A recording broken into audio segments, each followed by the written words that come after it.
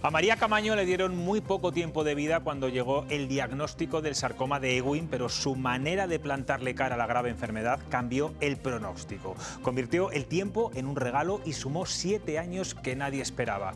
Su padre lo resumía así: primero contaban los días para curarse, después celebraban cada jornada ganada. María siempre estuvo muy arropada, se sostuvo en su familia, en sus amigos, en sus dos grandes pasiones, el fútbol y el mundo del toro, y en la esperanza de la medicina.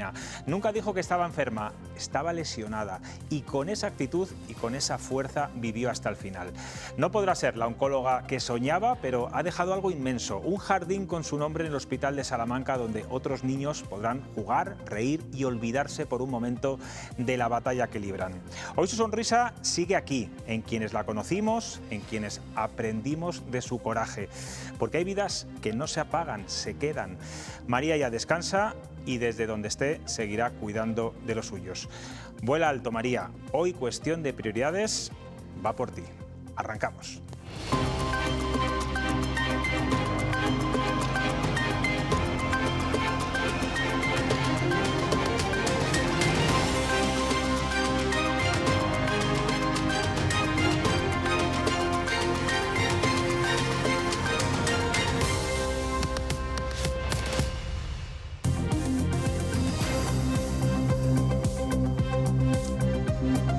¿Qué tal están? Buenas noches. Quizá no seamos plenamente conscientes de la que se nos viene encima con la guerra en Oriente Medio, que aunque hoy Trump ha anunciado un alto el fuego entre Israel y el Líbano, el caso es que pasan los días y el estrecho de Hormuz sigue bloqueado, los combustibles y la energía se disparan, también el IPC de marzo, que llega al 3,4%, y eso, claro, se nota ya en la cesta de la compra. La economía europea se enfrenta a una subida de precios muy rápida, más de lo que se pensaba, y el Banco Central Europeo ya se prepara para que suban los tipos de interés.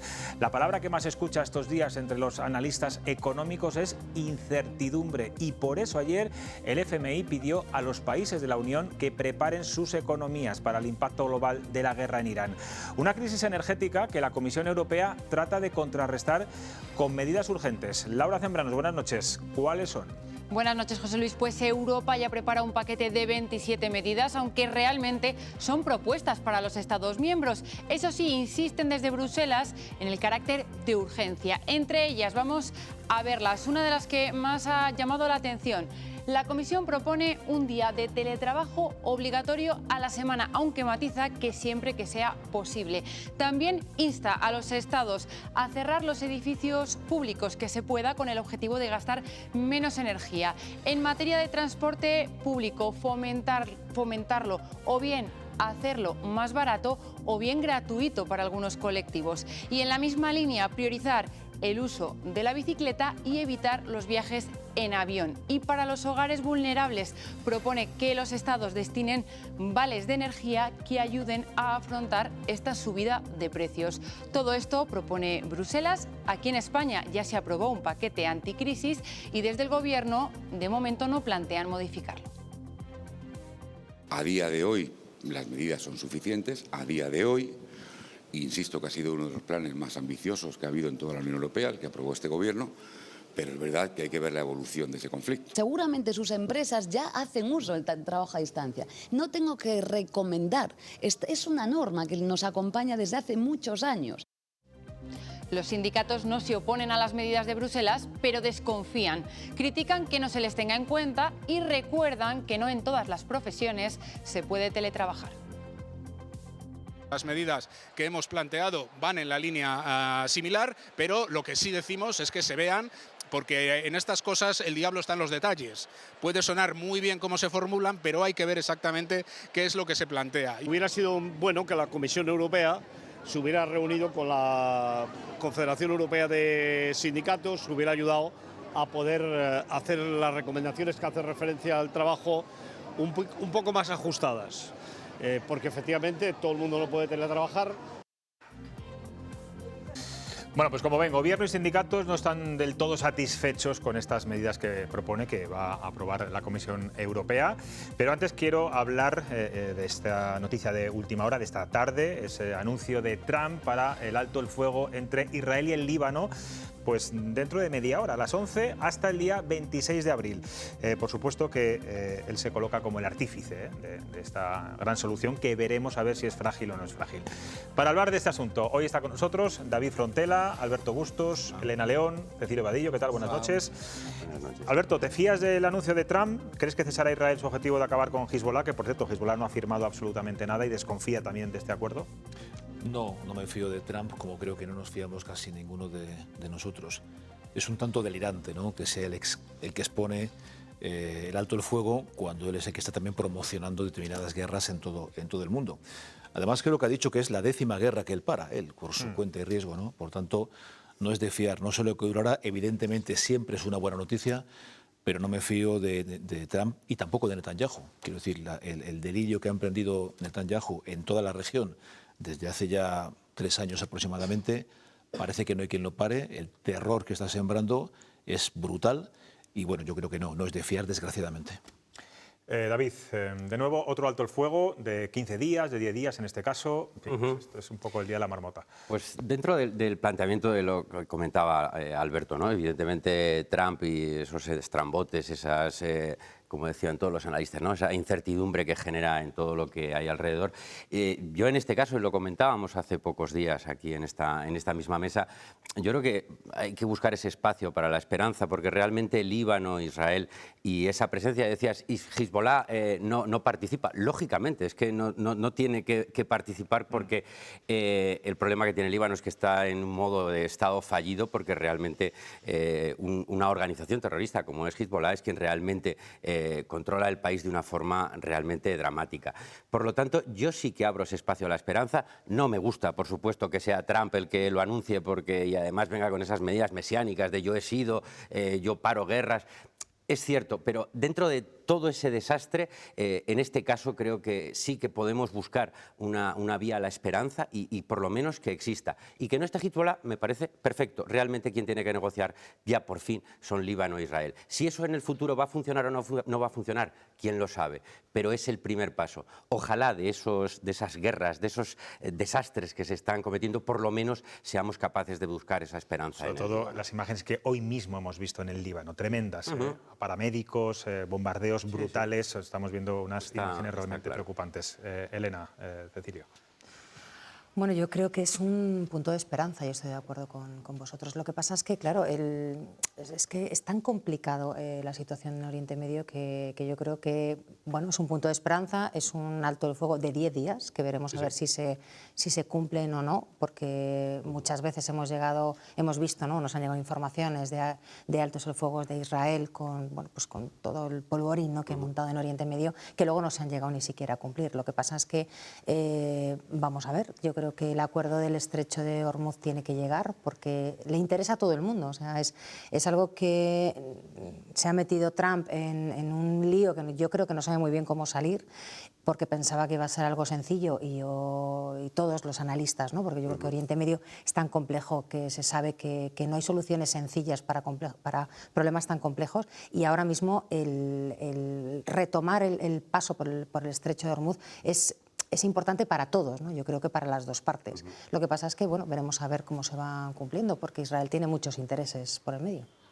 Bueno, es que es Trump quien anuncia el acuerdo entre Israel y el Líbano, ¿no? Bueno, yo estoy con el resto de miembros de la mesa. No sé si tengo mucha esperanza o realmente es que quiero tener esperanza, pero la verdad es que la credibilidad de Trump en estos procesos que llevamos más de un mes entre que voy y que vengo y que nos tiene en el mundo sin haber conseguido ninguno de sus objetivos, con un gobierno en Irán más fuerte de lo que realmente estaba antes de la guerra, con el estrecho de Hormuz bloqueado, con todas las consecuencias, graves consecuencias económicas que tiene en este momento para todo el mundo y para Europa. Y la verdad es que, bueno, creo que lo que tenemos que hacer es creer en este proceso, pero lo que decías tú, José Luis, antes, es que las imágenes del Líbano son terroríficas. Es decir, el mundo no se puede permitir una guerra de este tipo y una agresión de este tipo como está ocurriendo en este momento en el Líbano.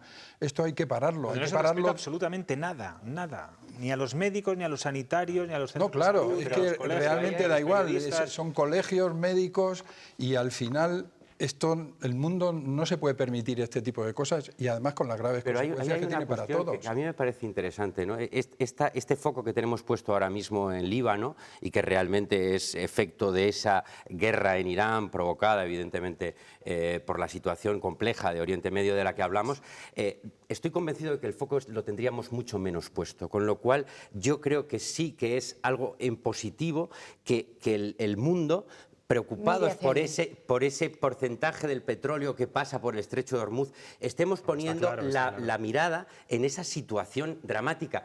Que no nos engañemos, pero ojalá no la tuviéramos que poner, porque lo anterior fue Gaza, ahora es el Líbano. Por eso, lo anterior fue Gaza. Terrible. Sí, pero es verdad que si no sería una guerra más a la que le dedicaríamos una página par en los periódicos Pero pasa de la par a la impar, José Luis. Yo es lo que sí creo que, pese a que haya sido Trump el del anuncio, bienvenido sea, que queréis que os diga, que sea Trump o quien quiera quien lo anuncie, pero hacía 30 años que no había negociaciones entre el gobierno israelí y el gobierno libanés.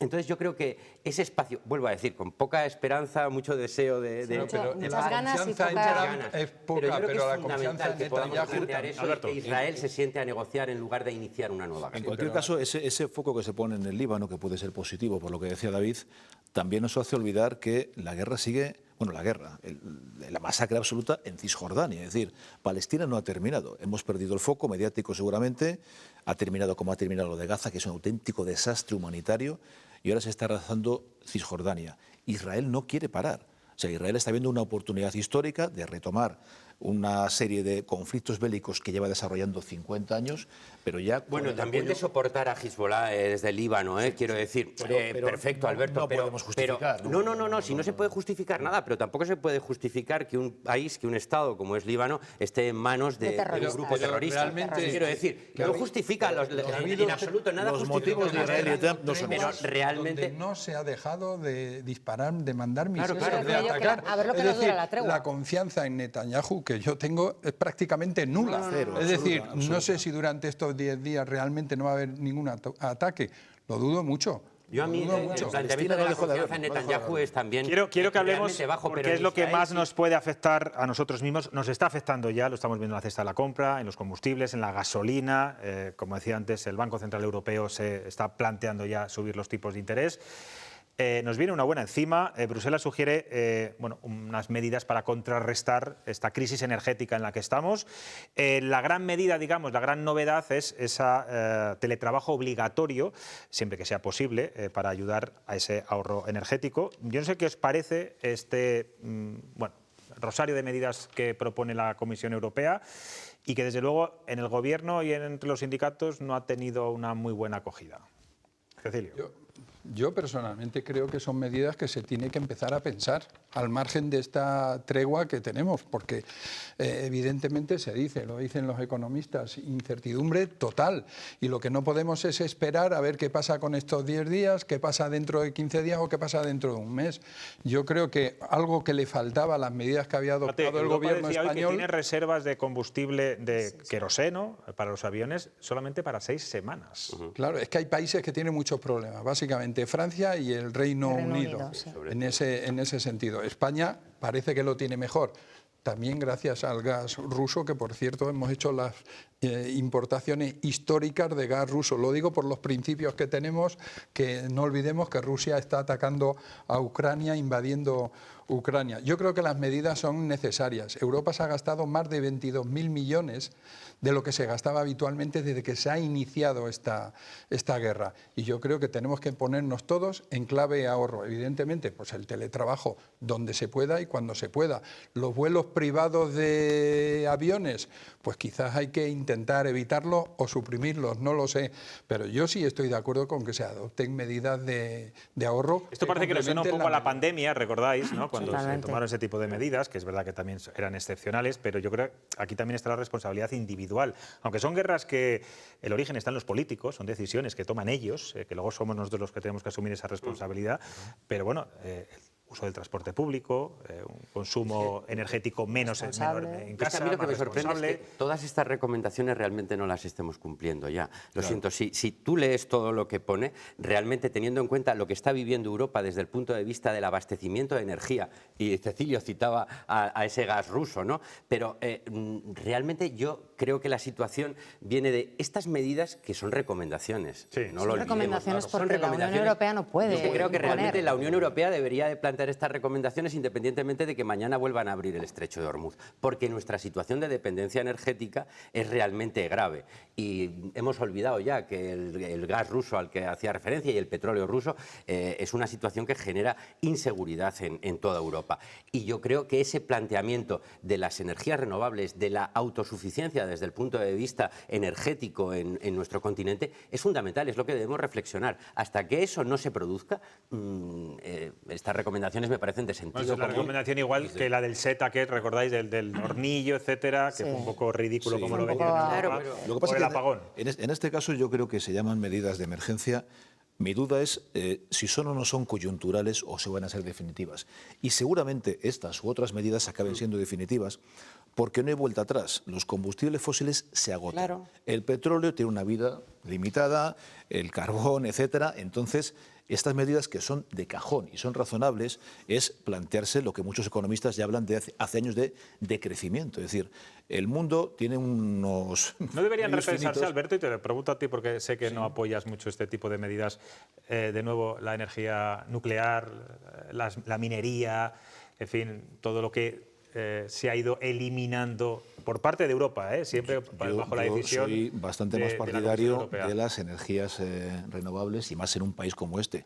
Yo creo que no es la solución, la energía nuclear, que está más que demostrado que genera unos riesgos muy importantes y que además ha tenido consecuencias en muchos lugares. Luego mira lo que nos pasó en el apagón. El petróleo genera una serie de riesgos bastante importantes. No, pero es que- Fíjate la que tenemos montada. Acordaros Pero si es que lo que el pasó en el petróleo- apagón, Alberto. estamos hablando No de puedes- todo se es que agota. no puedes depender al Claro. 100% de las energías renovables si no tienes una energía de soporte. Y la energía de soporte ahora mismo fundamentalmente para nosotros es el gas ruso que estáis hablando vosotros. Si tú no tienes una energía estable como es la energía nuclear, que yo estoy absolutamente de acuerdo en mantener las instalaciones nucleares. Es una energía considerada verde en muchos países de Europa y yo creo que... Bueno, y se están replanteando en y se están Francia, en replanteando, Alemania, o sea, en muchos países, sí. o sea, mantenerla e incluso promocionarla. Tienen más de- Entonces, es absolutamente necesario, aunque dependas en un porcentaje muy alto de las energías renovables, tener una energía de soporte, que son las nucleares. No puedes tener las dos pero es que cosas, hay dos porque luego claves, mira lo que hay dos pasa. claves y son en paralelo. Una es el ahorro energético, insisto, ir hacia un decrecimiento porque los recursos del mundo son finitos. Pero el decrecimiento, Entonces, tú imagínate la que se va a preparar ahora cuando la gente le diga, no, te tienes obligatoriamente, dentro de un orden de los sectores económicos que se pueda, te tienes que quedar en tu casa. Pero hay una serie de normas que ha propuesto hoy la OCDE que a mí me recuerdan a cosas que ya hemos vivido, de reducir 10 kilómetros por hora en las vías, incluso mantener en las grandes ciudades alternancia de las matrículas de los coches, como pasa en Inglaterra. ¿Y cuál es el problema? Entonces, ¿Y cuál ese es el problema decrecimiento real? que tenemos que asumirle todos. Claro, o sea, claro. quiero decir que no es una cosa pero de ese hoy es para como- mañana pero y ese- luego que es una reflexión que Pero tenemos ese que hacer todos. decrecimiento que suena muy bien sobre el papel, Claro, te puedes pero luego encontrar es con un bajiste problema. la calefacción un grado, acordaos ¿quién va a cuando lo dijo ¿Quién va a Borrell? sufrir más ese decrecimiento de esos Pues como economistas siempre o los que hacen los estratos más claro, los débiles de la sociedad, más débiles? como Entonces, siempre. en un momento en el que hay un progreso y un desarrollo económico y social en buena parte del mundo y todavía queda mucho por desarrollar, vamos a ser nosotros los desde Europa, digamos, no, oye, vamos a ver, que es que hay una cuestión, es que vamos a tener que cortar. Pero es que- Y todo eso por una cuestión que tiene que ver con la energía nuclear, que yo cuando hablaba de autosuficiencia hablaba de energías renovables en el desarrollo porque la energía nuclear ya está desarrollada, o sea, no es un problema. Sí, no, Eso es lo que yo solo tenemos que quería decir plantear. que uno de los problemas que plantea Alberto es que esto se basa sobre los individuos. Yo tengo 21 placas, sí, pero yo tengo 21 placas solares. Tengo aerotermia porque tengo conciencia y quiero cuidar el medio ambiente. Yo lo he pagado. Las subvenciones que anuncian de Europa tardan años en llegar, si es que llegan. Y al final, ¿cuántos ciudadanos individualmente pueden acometer una obra de este tipo para ser realmente sostenible? Individualmente ¿Qué no. hacen las administraciones? Estos fondos europeos, que parece que hay muchísimos, pero al final al ciudadano cuesta que lleguen.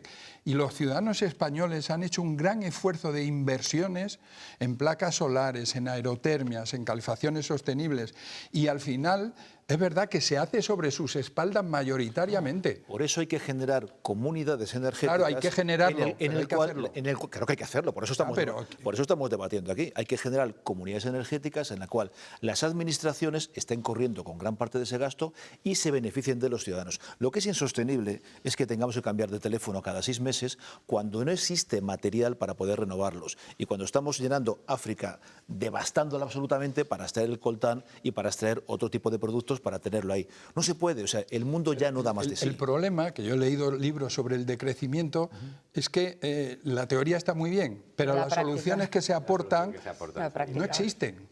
Bueno, y que siempre en estos casos nos pilla el toro. Nos pilla el toro, siempre no estamos preparados. Bueno, vamos a un tema importante que nos puede afectar muy de lleno. Vamos a ver las repercusiones que puede tener en Castilla y León, porque después de 4 largos meses de negociaciones y muchas tensiones entre PP y Vox en Extremadura, finalmente esta tarde ha habido fumata blanca. Guardiola será la presidenta de la comunidad y Vox entrará en el gobierno autonómico.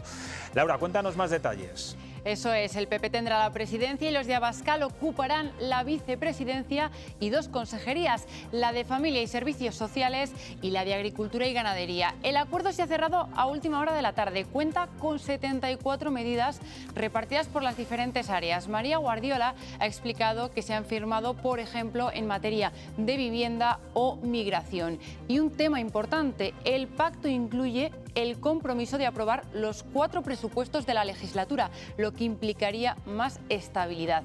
María Guardiola se presentará como candidata a la presidencia y el debate será inminente el martes y el miércoles de la próxima semana. Va a conseguir que Extremadura pueda seguir avanzando. Es un acuerdo en el que hemos acercado posturas más allá de las diferencias ideológicas que puedan existir. Yo creo que hoy se demuestra que gana la democracia frente a la crispación, que gana el diálogo frente al ruido y hoy realmente lo que triunfa es el respeto a esas reglas que nos hemos dado. Honestamente creo que va a merecer la pena y creo que los extremeños lo van a notar en su día a día, en que esta espera ha merecido la pena. Bueno, solo faltaba que no hubiera merecido la pena la espera, que han sido 4 largos meses. Bueno, siguen las reacciones, por cierto, al lamentable comportamiento del diputado de Vox, José María Sánchez, que, como recordarán, el martes en el Pleno subió al escaño del presidente del Congreso y se encaró con él. Finalmente fue expulsado. Ayer le preguntaron a Feijóo por este asunto y se fue por las ramas. No quiso contestar, pero hoy no le ha quedado otra. Laura, ¿lo condena? Sí, Feijóo condena este comportamiento, el del diputado de Vox, y lo extiende también al resto de faltas de respeto que se producen habitualmente en la Cámara. Nosotros no podemos compartir en ningún caso cuál ha sido la actitud del diputado de Vox. Es evidente. Cualquier tipo de incidencia de diputados que falten al decoro de la Cámara siempre la vamos a condenar y la condenamos. Hay multitud de hechos, lamentablemente, que se falta al decoro de la Cámara.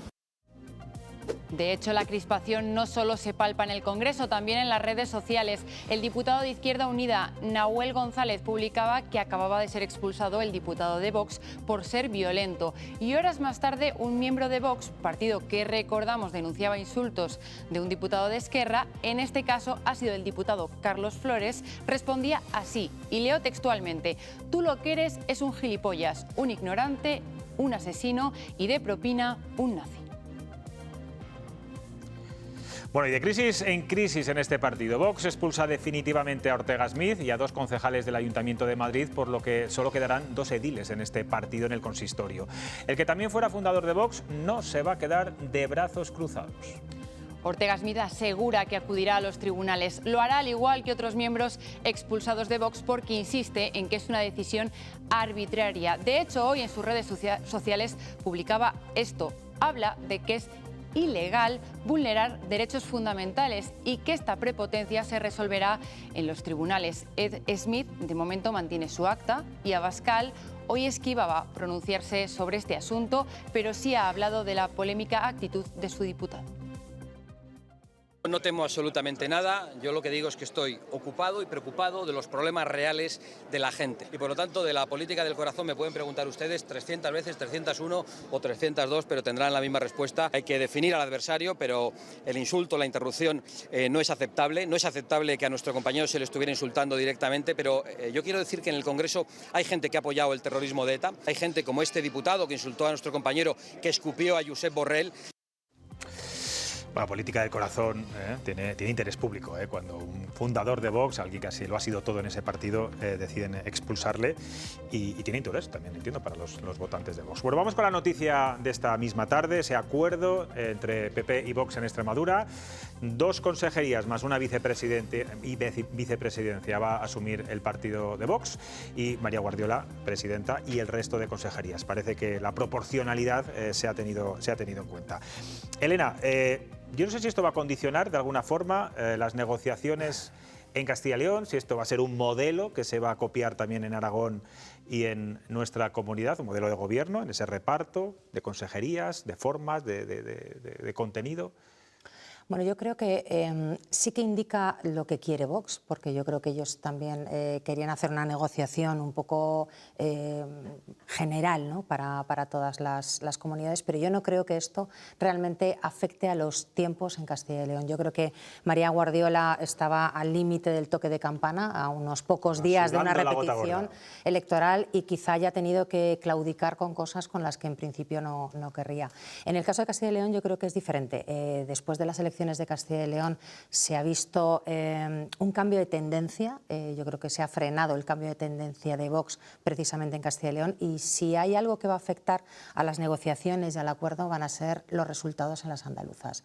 No creo que antes de las... ¿No va a haber acuerdo de gobierno o de investidura antes de las andaluzas? Yo creo que no va a haber acuerdo. Yo creo que no. Yo creo que se va a esperar y se va a avanzar, me imagino que de forma discreta, como se está llevando en Castilla y León, porque la verdad es que nadie sabe nada. O sea, se ha llegado a un acuerdo de investidura y de constitución de las Cortes, pero del acuerdo del Gobierno no se sabe nada. Y sí que es verdad que hay una gran diferencia entre los dos líderes políticos, ¿no? María Guardiola ha sido muy vehemente contra Vox, tenía una relación personal, además, muy mala, y en el caso de Alfonso Fernández Mañueco es una persona mucho más discreta, y yo creo que ha llegado a las negociaciones, o las está llevando, tanto en la campaña electoral como ahora, de forma totalmente discreta y prudente. Yo creo que eso juega a favor un poco del Partido Popular. Veremos a ver qué pasa en Andalucía. ¿Qué pensáis? Porque yo creo que va a ser el punto de inflexión. En este mes se ha dicho, algún contertulio, y lo hemos escuchado también en otros programas de televisión, que iba a haber un acuerdo PP-Vox con las 3 comunidades a la vez: Extremadura, Aragón y Castilla y León, casi con los mismos temas y con el mismo reparto de consejerías, cosa que me parecía inasumible, porque cada territorio tiene sus peculiaridades y en cada territorio también se ha obtenido sus resultados son diferentes, claro, lógicamente. ¿Cómo lo veis, Alberto? Yo creo que efectivamente no va a ser lo mismo, pero sí que nos da una pista de cómo puede ser también en Castilla y León y en ¿Quieren agricultura? ¿Quieren familia? Estoy convencido. En este caso, y la vicepresidencia, que yo creo que, bueno, parece que también puede ser. Al final es un juego de... Y un senador autonómico, que para no querer sillones, solamente querer acuerdos y medidas y tal. Uno de los sillones lo del más senador cómodos. autonómico a mí me ha sorprendido. Uno de los sillones más cómodos y mejor pagados, por cierto. Efectivamente. Yo, de hecho, tengo el acuerdo aquí, le he echado un vistazo así un poco por encima porque no me ha dado tiempo. Al final, Vox es un juego de símbolos y de imagen. Lo que quiere reflejar es que áreas en las que está siendo especialmente beligerante son suyas. Y en el ámbito de la agricultura yo creo que no van a renunciar a él y lo quieren. Quieren hacer ver que van a estar... Es donde mayor poder de crecimiento pueden tener, de hecho. Sí, pero porque además yo creo que han hecho batalla, ¿no?, con temas de agricultura. Luego los resultados son más que discutibles. Bueno, este acuerdo además habla de oposición absoluta contra la Agenda 2030. Claro. Cosa que no sé si un gobierno autonómico tiene ninguna potestad ahí. Incluso Mercosur, que pero tampoco... es uno de los discursos. Entonces meterán ahí, en familia meterán algo de los inmigrantes. Entonces sí, se quiere hacer ver que en lo que han sido más beligerantes van a poder tener de decisión. Pero yo creo que para este viaje no hacía falta tantas alforjas, tanto tiempo de incertidumbre, que yo creo que no es buena para los ciudadanos. Se nos ha dicho muchas veces que además las negociaciones se estaban tomando ya en Madrid, en las sedes de PP y de Vox, y no tanto en las autonomías, cosa que yo creo que es un error y no es positiva. Yo creo que no va a ser igual en Castilla y León, pero creo que las similitudes de lo que van a pedir van a ser muy... Sí, las pistas de lo que Vox va a intentar... Muy similares. Y también creo, como decía Elena, que entre medias están las elecciones de Andalucía, que van a ser determinantes. Determinantes para lo que pase en Castilla y León, incluso determinantes, depende de lo que pase, para un posible adelanto de las elecciones generales. Hay una situación de aceleración de lo que están siendo la toma de decisiones dentro de Vox. Evidentemente, este punto de inflexión que supuso las elecciones en Castilla y León, evidentemente disparó bastantes alarmas, como para poder decir que en Extremadura había que tomar una decisión que no llevara a esa nueva convocatoria electoral que hubiera sido desastrosa. Pero que estuvo en el tablero. Y realmente lo que nos encontramos ahora es que a Vox le están surgiendo muchísimos problemas. Y ese viraje que se está produciendo en las tendencias, y me vais a decir que es una exageración, pero lo que ha ocurrido en Hungría este fin de semana, evidentemente influye. Y desde luego ese temor tiene que estar ahora mismo en esas negociaciones. ¿Las negociaciones son muchas o son pocas sobre qué consejería me quedo, qué consejería no me quedo, o si es el senador autonómico? Sinceramente, llama mucho la atención. Yo creo que no, porque ¿os ha sorprendido a alguien que haya sido inmigración y que haya sido agricultura? A nadie. Y yo creo que realmente no nos va a sorprender lo que ocurra en Castilla y León ni en Andalucía. Claro, son sus grandes bastiones. Son los tiempos en los que el electorado estaba diciendo, oye, vamos a ver, llegad a un acuerdo, porque si no, no estamos aguantando esto que estamos aguantando. Y realmente yo creo que ese punto de inflexión ya se ha producido, y me parece importante lo de este fin de semana de Hungría, en la sensación interna de quien está tomando las decisiones. Yo estoy de acuerdo ¿Estamos entonces ante el final de ciclo de Vox o queda mucho partido? Vamos a ver, o sea, de momento es un cambio de tendencia. Es un cambio de ciclo de tendencia. Yo uniéndolo a la actitud de varios dirigentes de Vox, porque no ha sido este señor juez que en el Congreso de los Diputados monta este numerito que montó el otro día, sino un diputado en Murcia que quiere atacar la eutanasia y el aborto desde la violencia. Yo creo que están nerviosos en Vox, y María Guardiola necesitaba el pacto, pero Vox también lo necesitaba, porque están viviendo, como decíais vosotros, el tema incluso a nivel internacional. Es que Orbán significaba recursos. Significa mucho. Significa recursos económicos. La soledad en la que se encuentran con Meloni en contra de las políticas de Trump en Irán, que no le cede las bases, que salen diciendo que es una... El otro día en el Parlamento italiano, con el apoyo prácticamente sin rupturas a las declaraciones de Meloni en defensa de Papa León XIV. Es que todos los problemas internos que tiene Vox, yo creo que y lo que se acercan las elecciones son internos, externos, a nivel internacional, falta de apoyos económicos. Yo creo que necesitaban el pacto. Creo que es bueno que haya un pacto, es decir, después de tantos meses, no es el pacto que a mí me hubiera gustado. A mí me hubiera gustado que parte de la izquierda se hubiera abstenido. Si realmente, de verdad, nos da tanto miedo que la ultraderecha llegue a las instituciones, ¿por qué no hacemos lo que podemos hacer para que no llegue? Pero bueno, puede que sea otro debate. Pero en ese sentido yo creo que es bueno que haya un pacto y que los ciudadanos ya sepan quién les va a gobernar. Me preocupa lo de las consejerías, es verdad. ¿A quién va a sorprender que sea agricultura y que sea familia, que sea inmigración? Pero van a ser puntos conflictivos. Yo creo que a María Guardiola... uno de los puntos del acuerdo yo creo que a María Guardiola no le va a ayudar. No le va a ayudar que Vox sea el responsable de la Consejería de Familia. Ahora, también dentro del acuerdo pues hay esa garantía, ¿no?, de mantener durante 4 años, 4 presupuestos, y una que es un poco de las reclamaciones que siempre ha hecho Mañueco, ¿no?, que sea un acuerdo para toda una legislatura, no acuerdo para abandonar. Pero esas cosas se quedan legalmente, ¿qué bueno, luego al final tú también te casas para toda la vida y luego te divorcias, pero realmente unos principios. Es los 4 presupuestos. Pero ¿cómo se firman los presupuestos? Bueno, es una forma de transmitir al ciudadano que hay estabilidad. Que esto no va a ser sobre blanco, que después de la experiencia que hemos tenido hace 2 años. Yo creo que hemos aprendido con Castilla y León, se ha aprendido. Ya no nos creemos nada, entonces, bueno, es una especie de compromiso. A mí me parece bien que se asuma el compromiso, sobre todo teniendo en cuenta que en el Estado ya llevamos con 3 presupuestos prorrogados. Que no va a ninguna parte, que no obliga a nada, que es un brindis al sol. Sí, claro que sí. Eso es el presupuesto depende de cómo sea. Bueno, pero mejor firmarlo hoy que no firmarlo, que no decidir no firmarlo. Quiero decir, eso es un avance. Vamos a ver. Declaración de intenciones. Vamos a dejarlo así, declaración de intenciones. Bueno, vamos a hablar de la situación de Vox, de esta crisis, de esta purga, de esta expulsión de Ortega Smith. Claro, uno luego dirá, o pensará, yo lo pensaba esta tarde, hombre, es lógico que te expulsen después de la cantidad de barbaridades y de acusaciones de financiación ilegal que estás vertiendo sobre el que ha sido tu partido. Hombre, lo más lógico es que te expulsen, ¿no? Pero ¿en qué situación veis a Vox en este sentido? Si esto les debilita o bueno, la gente ya da por hecho que estas purgas y estas salidas de varios, que llevamos casi a diario, están saliendo en Murcia, en muchos lugares, gente que, bueno, ha tenido su peso político también, ¿no? Estas purgas llevan siendo mucho tiempo. Quiero decir, nosotros que somos de Palencia hemos visto cómo el partido a nivel municipal, por ejemplo, ha desaparecido todos los representantes y luego electoralmente tampoco les Sonia Lalanda, ¿no? Sonia Lalanda y, bueno, y el resto de los representantes. Entonces yo creo que... Y luego cargan con furia contra el partido, O sea, que no es gente que se retire y diga, bueno, venga, yo os dejo estar. Voy a por ti. Es que cuando les tienes dentro son muy vehementes, pero cuando se van también son igual de vehementes. Yo creo que puede haber un punto problemático para Vox, que es el tema de la financiación. O sea, yo creo, de cara a sus votantes, o sea, esto que se está rumoreando, pero nadie se atreve a denunciar realmente o a demostrar, que es un poco lo que, bueno, pues se rumorea sobre en las negociaciones con Mañueco, por ejemplo, ¿tú crees que les debilita, les hace más pequeñitos? Mañueco se ve con más fuerza precisamente porque, oye, estáis pasando por una crisis tremenda y cuidado que ahora soy aquí el que mando. Pues es que a mí me gustaría estar en esas negociaciones y viéndolo por un agujerito, pero yo creo que no es un tema interno. Yo creo que en ese momento no, y yo creo que no pasa nada. Lo que pasa es que es verdad está uno, que hay... más sensación de fuerza quiere dar.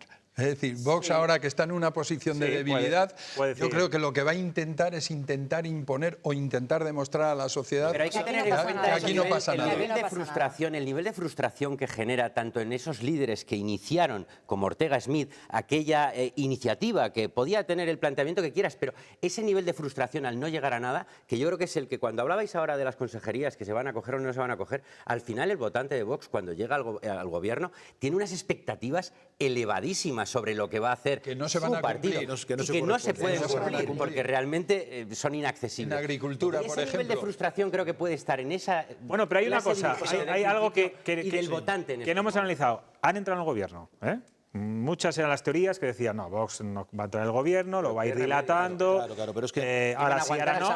Han entrado en el gobierno de Extremadura. Esa crisis de la que estamos hablando, ese posible cambio de ciclo, seguramente no fin de ciclo, es una crisis que le viene por 4 costados. Es decir, una, la parte institucional, en la cual Vox durante mucho tiempo no ha estado gobernando porque no ha querido, y ahí su votante acaba diciendo, oiga, ¿y ¿para qué le vota usted? La segunda cuestión es, electoralmente, da sensación de que ha tocado techo, por ejemplo en Castilla y León, un crecimiento desmesurado y tocas techo. La tercera cuestión, lo decía David, es el ámbito internacional. Los partidos hermanos de Vox están empezando a caer, donde gobiernan ya no van a estar gobernando y donde no gobiernan las encuestas les dan como algo negativo, con la derivada de la financiación que les puede venir desde Hungría con el gobierno de Orbán. Y la última es la crisis interna. Ahora bien, ¿a quién sorprende que no haya democracia interna? Te falta una, Donald Trump.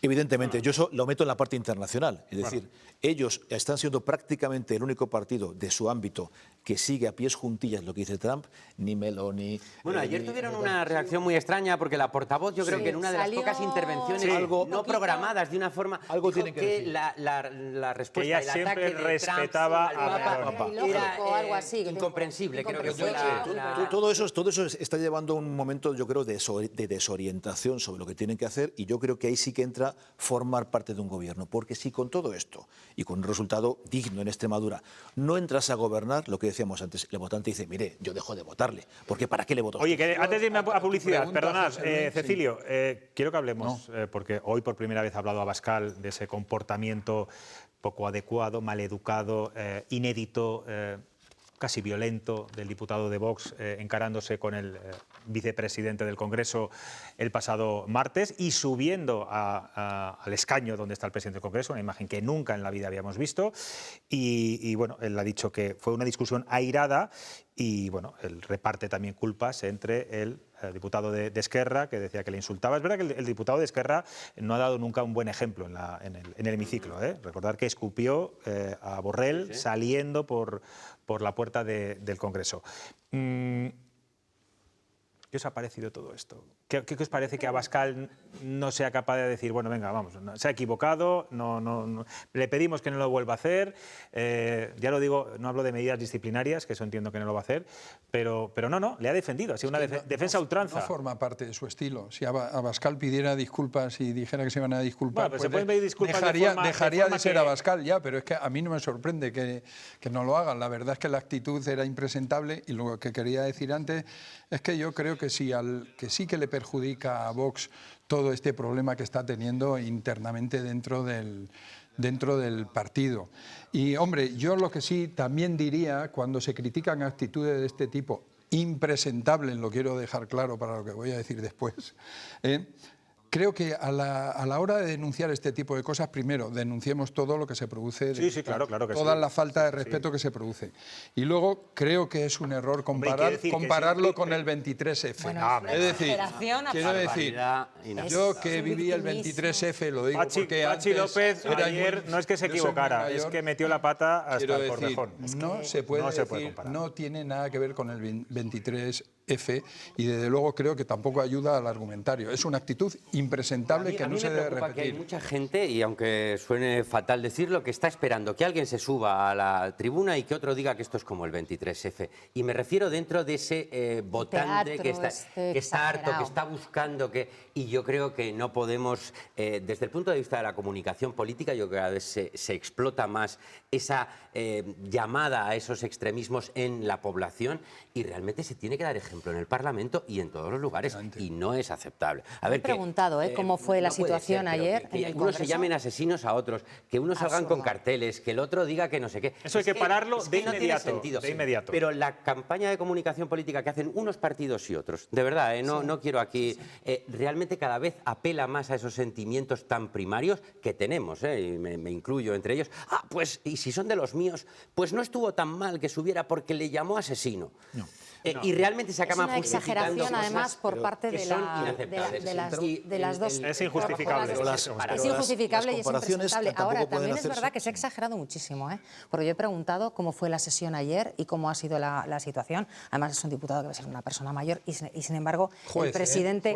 Sí, el presidente que estaba en ese momento... Bueno, pues fue muy ágil, subió rapidísimo. Luego, en entrevistas, decía como que había tenido miedo a que le pegara, que parece ser que no ha sido así. Creo que además, incluso ayer Alfredo Fernández lo comentó, que es impresentable, que no se puede consentir que un diputado baje de su asiento, se presente. Ya se utiliza, pero luego que se utilice por las dos partes la exageración, es intolerable. Para que además a la gente todavía les enfrente más. O sea, es intolerable. Luego hay medidas, ¿no? Porque es verdad que la presidencia del Congreso de los Diputados en esta legislatura está paralizando todas las medidas y todas las leyes que vienen del Senado y se está utilizando la presidencia, por eso tan importante, ¿no? Yo creo que es la presidencia de las Cortes, tanto como la presidencia del Congreso de los Diputados, pero luego hay medidas y hay líneas que son, pues, contra el Tribunal Constitucional. Se ha presentado un recurso de amparo por parte del Partido Popular que por unanimidad les han dado la razón, porque hay un montón de leyes que están metidas en un cajón y esas son las formas que tienes que tener en el Congreso, no subir al letrado. No podemos comparar eso con lo que ha hecho, que es absolutamente intolerable. Se dan actitudes muy reprobables por parte de diputados, seguramente de todos los partidos. Yo creo que lo de ayer es un paso más allá. Es una imagen que damos a toda España y seguramente al extranjero que no nos podemos permitir. Porque una persona de relevancia pública tiene que ser especialmente escrupulosa en sus formas. Porque al final el ciudadano de a pie, si ve que un representante público al que estamos votando y pagando hace eso, ¿qué me impide a mí en un bar partirme la cara con él? Y eso no puede ser. Vámonos a publicidad, que vamos ya un poco mal de tiempo. Enseguida volvemos con más asuntos, inmigración, etcétera, etcétera.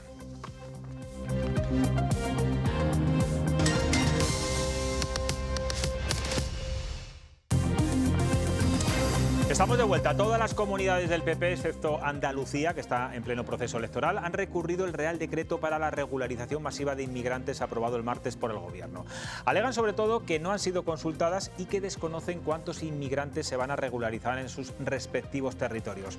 Laura, hoy se ha sumado también Castilla y León. Sí, además desde la Junta critican al Gobierno porque dicen no se les ha tenido en cuenta para este Real Decreto, que también en último término podría afectar a las comunidades autónomas.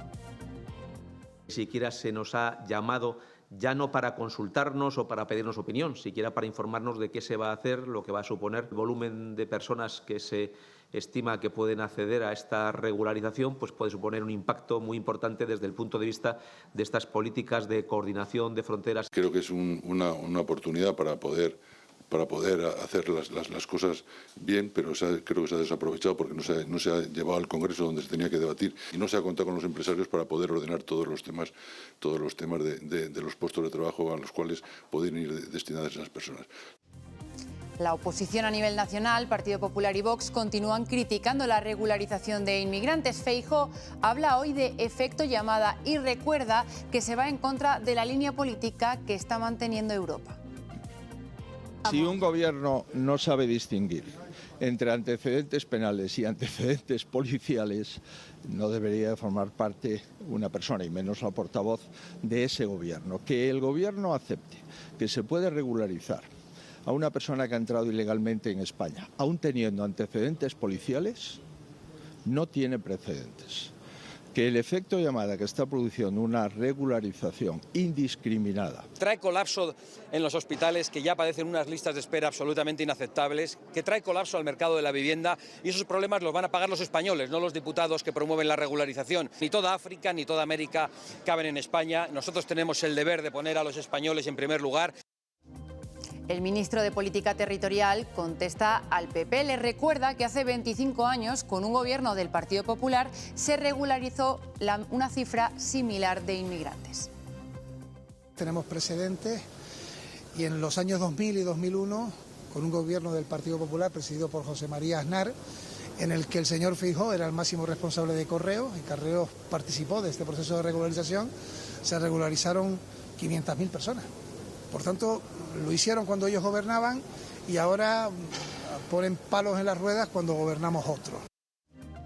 Sobre este proceso les hemos preguntado hoy en la red social X. Esta ha sido la pregunta. ¿Está a favor de la regularización de inmigrantes? Solo el 8% de las personas que han votado en nuestra encuesta dicen que sí, el otro 92% estaría en contra. Bueno, pues hoy ha comenzado la tramitación ya digital para la regularización de este 500.000 de inmigrantes en España. La verdad es que hay muchas colas y avalanchas en algunas oficinas de correos, consulados, oficinas de extranjerías. Veremos a ver si los medios son suficientes para atender a tanta demanda. Pero yo os pregunto, ¿estáis a favor de esta medida y de los requisitos que exigen? Elena, ¿es un procedimiento lo suficientemente exigente? Pues no sé si os habéis tomado la molestia, pero yo sí, de solicitar o intentar solicitar o ver cómo es el procedimiento, y he entrado en la página web del Ministerio y a mí me parece que es un procedimiento bastante laxo. De hecho, empiezas con un cuestionario de 7 preguntas muy sencillas, en el que te dice si estás en España antes del 1 de enero del 2026, si te encuentras en situación irregular, y a partir de ahí tú contestas a 7 preguntas y te dice si eres o no un candidato apto para la solicitud. Y luego hay un listado bastante amplio de ONGs, asociaciones que ayudan a la tramitación. Se puede presentar vía telemática, a mí me ha sorprendido, con un DNI digital. Estás hablando de esa primera parte que es, digamos, la básica. Sí, muy básica. Pero luego se puede presentar, pero ¿cómo puedes presentar esto con un DNI digital si eres un inmigrante ilegal? Bueno, entonces me ha sorprendido un poco. Pero bueno, independientemente de eso, los requisitos son poder demostrar estar en España antes de esa fecha. Sí. Además pone con algún tipo de contrato privado o justificante. Yo no sé si, por ejemplo, con un contrato de alquiler privado entre 2 personas valdría. Y luego piden si puedes solicitar o si estás en disposición de presentar los certificados de penales. Pero claro, si no te los conceden en menos de un mes, que es el tiempo que está estimado, ¿qué va a pasar? O sea, con una declaración responsable, ¿vale? Y luego das la autorización al Gobierno de España para que lo solicite a tu tercer país. Es decir, un certificado de penales de Mali, de un país centroafricano, ¿cómo se puede comprobar eso? Porque realmente todo lo que no sea... No, porque va a haber una avalancha, quiero decir. Y a mí lo que más me sorprende de todo esto es, primero, el procedimiento. Los sindicatos policiales alertan de que esto va a ser un auténtico coladero, dice, y ponen en duda un poco la falta de control en la regulación. Se están vendiendo pero yo quiero preguntarle, justificantes. No sé si es el experto, pero ha sido su delegado del Gobierno y de estas cosas sabe bastante. Yo me quiero quedar sobre todo con esas críticas que hace el Partido Popular. Recrimina al Gobierno que no exigen antecedentes policiales, que esos no se van a tener en cuenta a la hora de regularizar a los inmigrantes. Todo lo contrario ocurre con los antecedentes penales, que esos sí serán obligatorios. ¿Nos puedes contar así rápidamente cuál es la diferencia entre un antecedente penal y...? No es del todo cierto. Es verdad, hicimos un proceso de regularización con Zapatero, casi 600.000 inmigrantes. Este es el séptimo. El séptimo, con Felipe González se hicieron 3, pero en global fueron entre 150.000 o 200.000. Es verdad que se hicieron 2 con Aznar, unos 500.000 personas, donde se pedía casi un recibo de la luz para poder regularizar, que eso era así. Y luego sobre el tema de antecedentes penales, que sabéis que es una sentencia firme por el cumplimiento de un delito, en comparación con los antecedentes policiales, donde evidentemente la policía puede abrir una investigación, incluso sin conocimiento de la persona afectada, y tener una serie de datos, porque quizás ha podido, supuestamente ha cumplido un delito, y no es verdad que no se tenga en cuenta. Yo creo que no está suficientemente claro en el Real Decreto, porque en el Real Decreto sí dice que se estudiarán y se analizarán los antecedentes policiales. Pero va a haber capacidad. Y eso lo dice.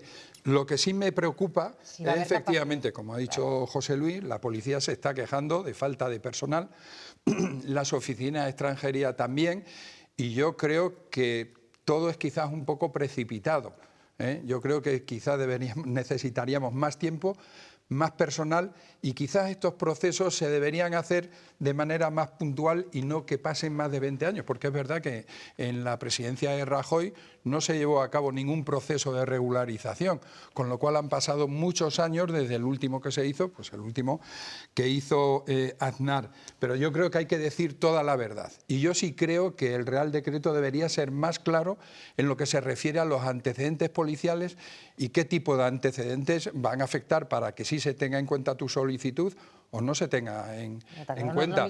Pero no es verdad que no se vayan a tener en cuenta los antecedentes policiales. Yo creo que uno de los problemas es... posibilidad de contrastar la veracidad bueno, tú lo de un decías, documento antecedentes que se presenta... penales de algunos países, pues ¿Cómo, no sé cómo si puedes son contrastar? suficientemente serios o rigurosos. Claro, aquí se piden 5 o 6 meses de residencia en España antes del 1 de enero. ¿Es suficiente tiempo? ¿Poco tiempo? Luego, efectivamente, tienes que aportar toda la documentación que puedas que acredite que estás empadronado, que vives con tu familia, es decir, todo lo que aportes que realmente consolide tu situación personal en el país apoya la posibilidad de ser regularizado. Se puede cuestionar la forma y el fondo y es lícito hacerlo. Lo que no podemos dar es desinformación y sembrar esto de bulos que al final generan fricciones y mala leche en la gente. Se ha dicho en algún momento que esto era nacionalizar. No tiene nada que ver con nacionalizar. Eso ha quedado desde el primer momento claro que no se nacionalizaba. No sé dónde lo escuchas tú, se dijo que era para que, y se sigue diciendo, esto es para que vote más gente a Pedro Sánchez, cuando esto no da ningún derecho a voto. Se da permiso de trabajo por 1 año y permiso de residencia por 1 año también. La gente no sabe esto. Se da por 1 año. Y si después de 1 año no cumple las condiciones, vuelve a esa situación de irregularidad. Decía Cecilio antes, en época de Rajoy no se hizo ningún proceso, pero aquí estaban los inmigrantes. Es decir, lo que estamos hablando es de personas que están aquí, que conviven con nosotros, que son en muchos casos nuestros amigos, que juegan al fútbol con nuestros hijos y que ya están aquí, trabajando y viviendo aquí, que tengan situación regular, que coticen, que trabajen y que sean personas que tengan sus derechos y sus obligaciones también, lo cual yo creo que es muy importante. Un proceso que está apoyado por sindicatos, por empresarios, por la Iglesia y que es similar al que además se da en otros países de Europa. Yo creo que se podrá mejorar seguramente en algo las formas, pero de largo es un proceso mucho más garantista que el que se hizo, como decía Cecilio, en época de Aznar, que con un recibito de la luz prácticamente era regular. Y ahora hay, bueno, bastantes condiciones y algunas muy complejas. Por poner un pero, a lo mejor ha fallado el diálogo con las comunidades autónomas, que son las que tienen que prestar muchas veces los servicios a los inmigrantes y porque desconocen también. Pues puede ser, porque es algo que nos encontramos en más ámbitos. Y los ayuntamientos. Bueno, es que hay que dejar una cosa clara. Los inmigrantes irregulares se les presta servicio en educación, en sanidad. No pasa absolutamente nada. Sin ningún problema. Nadie va a traer a nadie de ningún sitio. No van a traer barcos cargados de mal y llenos de delincuentes. No, no es el caso. Es gente que está trabajando aquí, que genera riqueza en este país y que realmente a mí me gustaría que estuvieran pagando los impuestos pertinentes. ¿Pero existe el riesgo que decía hoy Mariano Rajoy de efecto llamada? No. El efecto llamada. A mí hay una cosa que sí me preocupa. Hablabas ahora de algunas instituciones, algunas asociaciones que solicitaron esto como una iniciativa legislativa popular, que eran más de 700 300 asociaciones con 700.000 firmas que pedían esto. Asociaciones de todo tipo, de toda índole, transversales totalmente. Yo creo que solamente con poquitas cosas han pasado en España que tuvieran ese respaldo. A mí me da pena que no se haya debatido en el Congreso, eso sí lo digo con toda claridad, porque creo que nuestro país debería de ser capaz de negociar esto en el Congreso y ser capaz de llegar a acuerdos.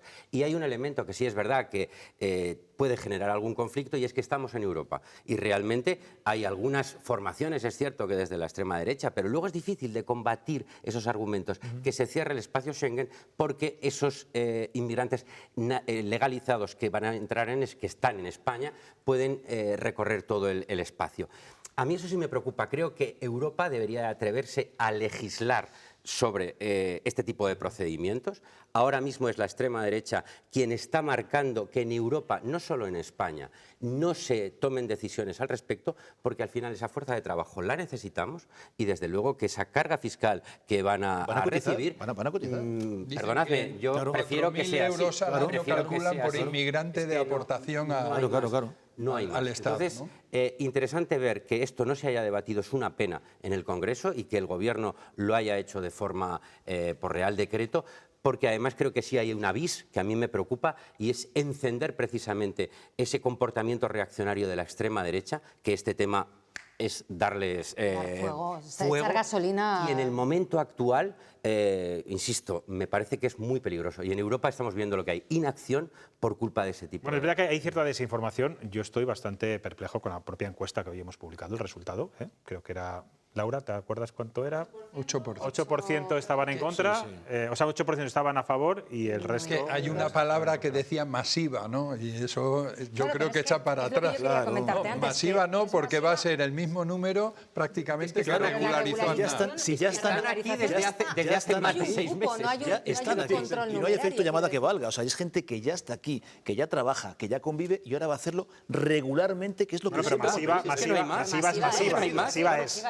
Sí, pero porque los propios políticos hablan... No, hombre, porque es que 500.000, que no sabemos si van a ser más. 800.000 o 2 millones. Sí, pero se habla de 1 millón de solicitudes. Es decir, mira, prefiero perdona, David, prefiero decir masiva que no decir a granel, que es lo que dijo ayer Alberto Núñez. Sí, claro. No tiene nada que ver. Peor todavía. Bueno, siguen declarando ante los jueces los testigos por el caso de las mascarillas, más conocido por el caso Ábalos, y la trama Kitchen. Ayer la expresidenta de Adif, Isabel Pardo de Vera, desveló en el Tribunal Supremo que se había encontrado varias veces a Víctor de Aldama y a Koldo en el despacho del ministro de Transporte sin que el propio Ábalos estuviera presente. Hoy Feijóo se compromete a que si llega a la Moncloa, su primera medida será la regeneración política. Laura. Sí, Feijóo lamenta los casos de corrupción y le critica al Gobierno por los más recientes, como los relativos a los exsecretarios de organización del PSOE. Cuando la más alta esfera de poder de un gobierno se comporta sin reglas, sin límites y sin moral, esa sensación de impunidad se filtra en toda la estructura. Ese es el verdadero problema. A estas alturas, después de todo lo que hemos visto, ya nadie puede garantizar que no quede corrupción dentro del gobierno. Más allá de los juicios en marcha, hablamos ahora de otra investigación que se está llevando a cabo en el Senado. Aquí se tratan responsabilidades políticas. Es la comisión del caso Koldo. Hoy comparecía la mujer de Santos Cerdán, lo recordarán, exsecretario de organización del PSOE, que estuvo 5 meses en prisión provisional por presuntos delitos de corrupción por los que aún está acusado. Su mujer se ha acogido a su derecho de no declarar, pero ha sacado su carácter sobre cómo la denominan de forma coloquial. Carezco de información del objeto de esta comisión. Y segundo, en todo caso, con los datos disponibles estoy aquí citada por ser la esposa de Santos Cerdán.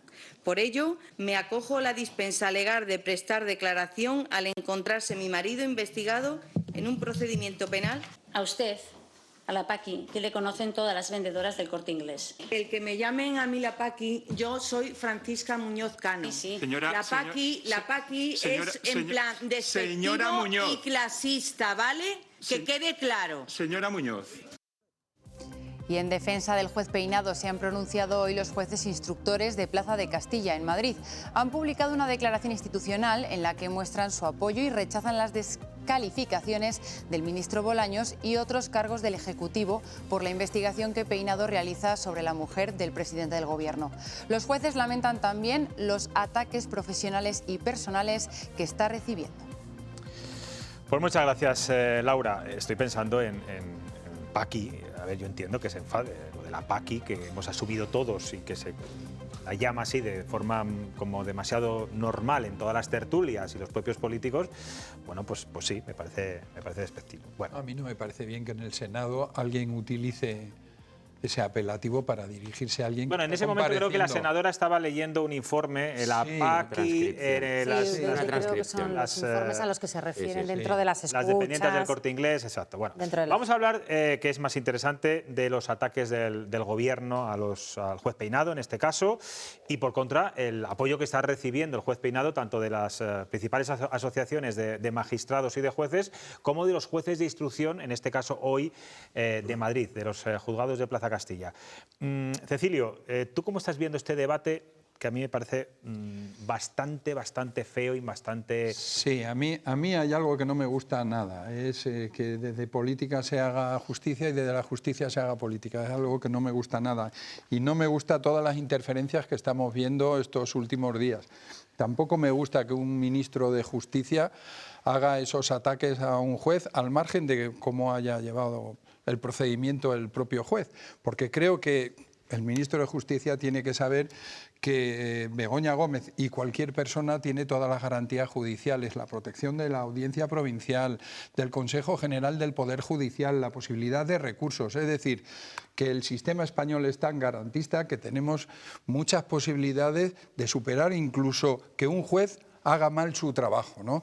Y desde luego esa sensación de que todo funciona mal y sobre todo cuando me afecta a mí, pero bueno, cuando afecta a otros es que no. ni siquiera eso, porque el juez instructor ha sido corregido bastantes veces por la Audiencia Provincial de Madrid. Pero otras veces le han dado la razón. Ante cualquier exceso, ante cualquier anomalía, la Audiencia Nacional, la Audiencia Provincial le ha ido corrigiendo. Claro, o sea, hasta este que ha llegado país al final de su trabajo. Efectivamente, este país demuestra que hay garantías judiciales y por lo tanto creo, a mí no me gustó esa rueda de prensa el otro día en la Moncloa. Creo que se puede criticar todo lo que uno quiera, desde el partido político y cualquiera. Pero hombre, que lo haga el ministro de Justicia. Bueno, el ministro de Justicia, la ministra de Seguridad Social, la portavoz, pero me dirijo especialmente al el ministro de Transportes, que no podía resistir la tentación. Bueno, pues pero... ¿Cómo lo veis? Yo creo que el ministro de Justicia, independientemente de que se puede criticar una resolución judicial, un trabajo judicial, como se critica cualquier otra actividad, ¿no? Pública, pero yo creo... Elena, efectivamente, es que eso es a lo que iba. Decir ciertas cosas por lo que representan, por lo institucional. Por su representación institucional y sobre todo porque es claro el ministro del ramo. Está salvaguardada. Sí. Y esto yo creo que no es una opinión, sino que es una presión sobre el Poder Judicial. Y estamos ante presiones de una fuerza del Estado contra otra, y yo creo que eso es absolutamente inadmisible. Aparte que estoy de acuerdo contigo en el que el sistema es muy garantista, el juez ha hecho su instrucción y si se le ha tenido que corregir en un determinado año, pero dentro del ámbito judicial. Y en este caso se defiende además a un particular, porque Begoña Gómez, aunque nos lo parezca, no es parte del gobierno central. Que además es que es el gobierno en pleno quien defiende a la mujer del presidente del gobierno que está imputada. O sea, pero es que al final estamos viviendo una situación tan anómala como que estamos esperando los juicios, porque realmente la asunción de responsabilidades políticas, la dimisión política, no tendría que llegarle al juez Peinado. Y cuando hablamos de un particular, efectivamente, pero que estaba en el último viaje del presidente del Gobierno como una de las protagonistas en la visita a China. Realmente yo creo que hemos perdido el norte en lo que es la responsabilidad política y el papel que juegan tanto los ministros, en este caso Félix Bolaños, como ministro de Justicia, como el propio presidente del Gobierno. Hay que asumir responsabilidades políticas y esa garantía judicial que hablábamos el otro día, que yo creo que este país respondió hace unos años ya a esa lacra de la corrupción, rechazándola y siendo capaz de echar a gobiernos porque había corrupción. Yo creo que eso fue una buena noticia para este país y ahora mismo estamos perdidos en una nube de defendernos y no asumir ni una sola responsabilidad. Alberto, que no me has dicho Alberto y me interesa En el caso de Begoña Gómez no sé muy bien qué tipo de responsabilidad política hay que asumir. todavía. Yo creo que ha sido un proceso absolutamente delirante por parte de una persona que está haciendo negocios en el Palacio de la Moncloa, recibiendo al rector de la Universidad Complutense de Madrid. Negocios, lo estás diciendo tú. Eso, sí, lo estoy diciendo yo. Sí. Y habrá que ver, no hace falta un juez, hace falta una responsabilidad política. Sí, hace falta un juez que diga si eso es o no es. ¿Cómo no va a hacer falta un juez, David, por favor? No hace falta. Para la responsabilidad política tenemos un juez, que es el juez Peinado. Vamos a seguir. Hay que juzgarlo. Juez instructor. Y tendrá que haber un juzgado, parece que popular, que lo diga. Y primero que diga si eso es o no es malversación, que habría que verlo. En cualquier caso, el proceso es delirante. Y si alguien ha corregido al juez Peinado, ha sido la propia Audiencia Provincial de Madrid, que ha dicho que todo eran conjeturas. Y un juez... Va a llegar a juicio. No ha dicho eso, Alberto. Si no llega a sentarla en el juzgado. Que una parte del proceso... se había hecho... Voy a ver si puedo terminar. Se había basado en conjeturas y en recortes de prensa, y que así no podía obrar un juez. Un juez que además, en su instrucción... Pero Alberto, perdóname, si lo ponemos al peso, ha avalado más al juez Peinado que lo contrario, lo que ha corregido. Pero lo que es verdad que ha habido dos cosas, como por ejemplo cuando ha querido imputar por prevaricación al ministro Bolaños y al delegado del gobierno, rápidamente lo corrigió y se echó para atrás. Por eso digo que es un proceso no puede absolutamente decir que se ha basado en conjeturas toda la instrucción. No, yo no he dicho toda, He dicho que le ha corregido parte de la instrucción. Sí. Y es muy grave que un juez se base en conjeturas y no en indicios. Es lo que tiene que hacer. Un ministro de Justicia descalifique a un juez porque está haciendo una instrucción sobre un particular. Mi opinión, que es la que estoy dando, es que cualquiera de los poderes del Estado, ejecutivo, judicial, legislativo, incluso el cuarto poder, que pueden ser los medios de comunicación, pueden estar cuestionados por los ciudadanos o por otros poderes, siempre que se haga con respeto. Aquí ha habido un presidente del Tribunal Superior de Justicia de Castilla y León, José Luis Concepción, que dijo: es un peligro para la democracia que estén los comunistas en el gobierno. Y eso es gravísimo. Y sus compañeros no le corrigieron. Por supuesto. Por tanto, vamos a ver... Tenemos ¿Qué tiene que ver eso con lo de hoy? General del Estado condenado por haber revelado secretos de un particular, igual que Begoña Gómez, ¿no? Es decir, a mí me parece horrible lo de la pareja de Isabel Díaz Ayuso. Y no pasa nada, se dice, no es ningún problema. Pero ese juez sí que actuó bien. Alberto, ¿dónde tiene que estar el límite de un ministro de Justicia, en este caso? Vamos a quitar a Óscar Puente, vamos a quitar al Massaid, vamos a quitar al resto, porque constantemente, cada vez que hay algo relacionado con Begoña Gómez, salen todos en tropel. Pero vamos a centrarnos en Bolaños. ¿Dónde está el límite a la hora de criticar a un juez? ¿Puede decir lo que le dé la gana? ¿Puede decir lo que piensa, lo que le pasa por la cabeza? En expresarse con respeto. Pero expresarse con respeto, él ha dicho literalmente que le parecía injustísimo, además con esas palabras, injustísimo. Pero vamos a ver, la justicia la dirimen los jueces, no el gobierno. Él ya ha decidido que es injusto. Tenemos que acatarla, el gobierno ya sabe que acatarla y respetarla y no hay una instrucción. Si la tienen que absolver, la absolverán. Y aunque sea injustísima, el sistema es garantista. De acuerdo contigo, David, en que una cosa son los delitos punibles y otra cosa es lo feo que se está haciendo. ¿Por qué no vamos a ser capaces a esperar que se dé todo el proceso judicial y veamos a qué conclusiones se llega? Pues fíjate, el juez que la instrucción ha dicho, ojalá, esto es como la época de Fernando VII. Begoña Gómez fuera inocente de todo lo que se dice. Que luego yo iría a las cuestiones éticas que en este país ya se han olvidado. Es decir, aquí solo se condena lo que es delito. La ética no existe. Llegar al juez Peinado me parece que es una sobrada. O sea, realmente teníamos que estar mucho antes. Porque eso, insisto, afortunadamente ha habido dimisiones y se exigían dimisiones. Hemos repasado antes algunos ejemplos de dimisiones en los diferentes gobiernos que yo creo que eran positivas. Y hubo una en Castilla y León y era inocente. Por supuesto. Bien, perfecto. ¿Y eso no crees que es mejor que aferrarse a una situación que es insostenible? Si hay que dimitir, se dimite. Si hay que convocar elecciones, se convocan elecciones. No pasa nada, es un ejercicio democrático con toda normalidad. No, porque es la mujer del presidente del gobierno. ¿Cuál es la figura de la mujer del presidente del gobierno o del marido? Vamos a evitar esto. En el viaje a China, sinceramente. De verdad lo digo, ¿qué es lo que hacemos ahí? La de todos los presidentes de control al gobierno, con el protagonismo de Begoña Gómez, Alberto, de verdad, con el protagonismo de Begoña Gómez. Yo siempre he dicho... No iría allí porque al final nos perdemos. Es decir, pues que la mujer del presidente del gobierno acompañe al presidente del gobierno con mayor o menor protagonismo. Y el modelo de defensa que se ejerce entonces es acorde a ese protagonismo. Si somos capaces de tener ese protagonismo, entonces también la responsabilidad, efectivamente. No, Cecilio, si eres la primera dama para bajar del contacto. No habléis todos a la vez, que habláis a la vez todos. Y soy la mujer del presidente del gobierno en público, en ese formato, insisto, sin función reconocida en ninguna normativa. Si hacemos eso, tenemos que asumir también la responsabilidad pública de que no puede venir el rector de la Complutense a cerrar un negocio en el Palacio de la Moncloa. Bueno, yo creo que contención y prudencia es algo que deberían tener muy inoculado los ministros a la hora de hablar de asuntos tan delicados como este. Y los jueces. También, y los jueces también. Los jueces que hagan su trabajo. La separación de los poderes. Y cualquiera de nosotros también. Bueno, nosotros podemos ser un poquito menos un poquito más bocazas. Somos la voz de la calle, que dicen algunos. Bueno, señores, me voy a ir a publicidad ahora porque voy a charlar un poquito con Chema Nieto y además vamos a hacerle un pequeño homenaje también a María Camaño para empezar, que le dedicamos hoy el programa. Así que, bueno, muchas gracias por estar aquí conmigo, Daniel, David, Alberto, Elena, Cecilio. Enseguida volvemos. Gracias.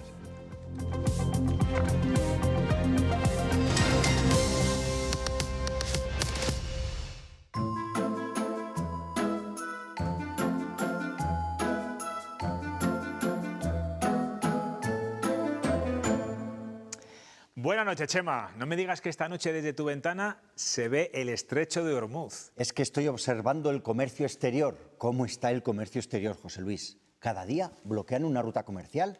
Es verdad, ayer Irán amenazaba con bloquear el Mar Rojo si Estados Unidos mantenía el bloqueo del estrecho de Hormuz en el Golfo Pérsico. Quien también observa el mundo es el Observatorio de Comercio Exterior de Castilla y León. Su responsable, Juan Carlos de Margarida, está muy atento a estas convulsiones y dice que lo mejor es diversificar los mercados mirando a Asia, Europa e Hispanoamérica. Según sus conclusiones, no estamos ante una crisis puntual, sino ante un cambio de ciclo. ¿Y qué querrán decir los economistas con eso del cambio de ciclo? Imposible saberlo. Solo sé que si con lo de Hormuz siguen aumentando a este ritmo los bloqueos a la navegación, nos van a cerrar el barco del Pisuerga antes de que tome posesión Mañueco como presidente autonómico. Bueno, aún faltan por lo menos 2 semanas, Chema. Ese es el plazo previsto tras el comienzo de la 12ª legislatura, que arrancó esta semana con la constitución de las Cortes presidida por el segoviano Francisco Vázquez. El veterano político del PP, discreto, leal y eficaz, en palabras de Mañueco, hizo llamamientos al entendimiento, a ser el presidente de todos y a huir del sectarismo. Y fíjate qué oportuno ha estado el alcalde de Villalar de los Comuneros para poner a prueba este talante constructivo del nuevo presidente de las Cortes. Luis Alonso Laguna ha pedido a Vázquez que la Fundación Castilla y León, dependiente de las Cortes, recupere la colaboración institucional con su pueblo en la festividad del 23 de abril, que fue eliminada por Carlos Pollán. Aviesa y mezquinamente eliminada, podemos decir. El próximo jueves es esta fiesta precisamente que cumple 50 años. La organización se ha repartido entre el Ayuntamiento y la Junta con un amplio operativo de seguridad, sanidad, protección civil y un amplio elenco de grupos musicales y de danzas que darán colorido a la campa en esa alegre expresión de sano regionalismo que nuestro añorado Ernesto Escapa definía como la mayor romería laica de España. Bueno, irás este año, ¿no?, a la fiesta de Villalar, Chema. Espiritualmente en este espacio siempre estamos en Villalar, José Luis. Por eso hay una rata comunera con morrión asomándose a la parte inferior de la pantalla. ¿Te das cuenta? En apenas 3 minutos hemos viajado del estrecho de Hormuz a la llanura de Villalar de los Comuneros. Y sobrevolando estos páramos nos da tiempo a acordarnos del poema de los comuneros de Luis López Álvarez. En Castilla, mientras tanto, verdecieron las laderas, se estremecieron los chopos, se enjambraron las colmenas. El jueves que viene no tenemos programa, José Luis, así que feliz y primaveral Día de Castilla y León a todos nuestros espectadores. Feliz Día de Castilla y León, Chema. Bueno, hoy termino como empezaba este programa, recordando a María Camaño, que nos ha dejado a los 13 años, tras 7 años luchando contra el sarcoma de Ewing. Me hago eco de la petición de su familia en un día como hoy. Sin investigación no hay vida. La pude entrevistar a María con su permanente sonrisa aquí en Cuestión de Prioridades y varias veces a su padre. Desde aquí, nuestro abrazo y apoyo infinito a toda la familia. Hoy el programa es para ella y este bonito reportaje de nuestro compañero Paco Gómez también. Descansa en paz. No todos los cuentos tienen finales felices, María. A veces el monstruo es demasiado fuerte. Y eso que tú eras una princesa guerrera y futbolera del Atleti, pero de todos los equipos que te dieron su cariño. Nos acostumbraste a tu entereza y pensamos que siempre ibas a estar ahí con una sonrisa. Nos dejas con 13 años, qué terrible. Desde los 7, afrontando un sarcoma de Ewing, ese cáncer agresivo y voraz al que todos soñamos que pudieras un día dejar atrás. Es que el sarcoma de Ewing, que es la enfermedad que tengo yo, es una enfermedad rara y quiero que se investigue. Una fundación que solo podía llamarse La Sonrisa de María para concienciar sobre ello. Una sonrisa que valía todo un premio de Castilla y León. Es el premio más importante de Castilla y León y que se lo den a una niña. Te fuiste al ataque sin dudar, como hacen los valientes. Te hemos visto disfrutar a pesar de todo. Te hemos visto siempre en pie. Hoy, con el corazón roto, nos retumban tus palabras. Que nunca se os vaya la sonrisa de la cara. Seguro que ahora marcas goles allá arriba. A veces no hay más.